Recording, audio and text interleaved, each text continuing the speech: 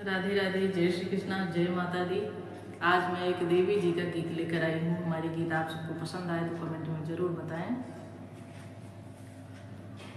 चलो ना सखी हाली हाली, चलो ना सखी हाली हाली, माई दरबार हो चलो ना सखी हाली हाली, माई दरबार हो चलो ना सखी हाली हाली।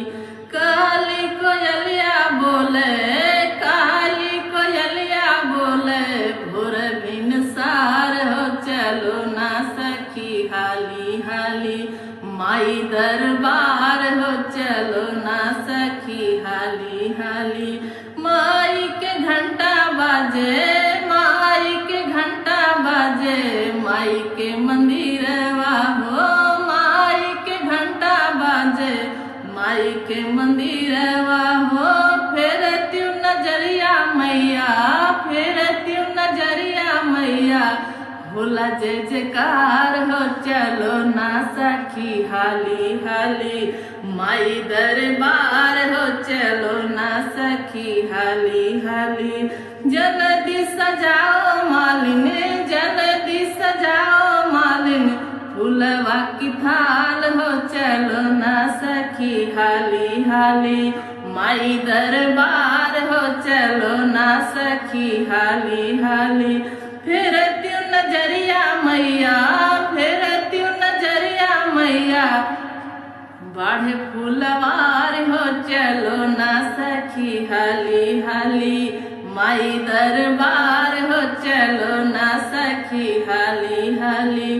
फिर त्यू नजरिया मैया, फिर त्यू नजरिया मैया, बढ़े घर परिवार हो चलो ना सखी हाली हाली, माई दरबार हो चलो ना सखी हाली हाली। अड़हुल के फूलवा से, अड़हुल के फूलवा से, मैया निहाल हो चलो ना सखी हाली हाली, माई दरबार हो चलो ना सखी हाली हाली।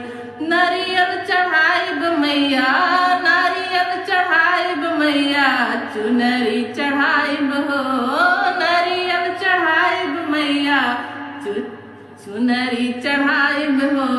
फिर त्यू नजरिया मैया, देत्यू आशीर्वाद हो चलो ना सखी हाली हाली।